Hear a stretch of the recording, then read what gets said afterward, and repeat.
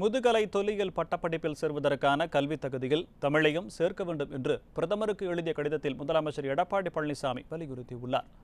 பிரதமருக்கு எழுதிய கடிதத்தில் பண்டிட் தீன்தயாள் தொல்லியல் பல்கலைக்கழகத்தில் 2ஆம் ஆண்டு முதுகலை பட்டய படிப்புக்கான கல்வி தகுதியில் தமிழ் மொழி இடம்பெற வேண்டும் என்று கூறியுள்ளார்.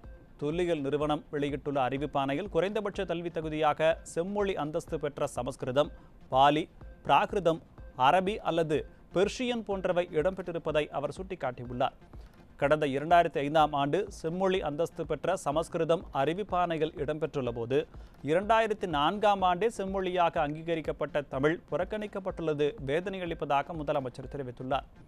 தொல்லியல் ஆய்வில் பல மொழிகளில் இடம்பெற்றுள்ள 48,000 பழங்கால கல்வெட்டுகளில் 28,000க்கும் மேற்பட்டவைகளில் தமிழில் உள்ளது என்பதை முதலமைச்சர் சுட்டிக்காட்டியுள்ளார். இந்த விவகாரத்தில் பிரதமர் நரேந்திர மோடி தலையிட்டு முதுகலை தொல்லியல் பட்டப்படிப்பு கல்வி தகுதியில் தமிழையும் சேர்க்க நடவடிக்கை எடுக்குமாறு முதலமைச்சர் எடப்பாடி பழனிசாமி கடிதத்தில் வலியுறுத்தியுள்ளார்.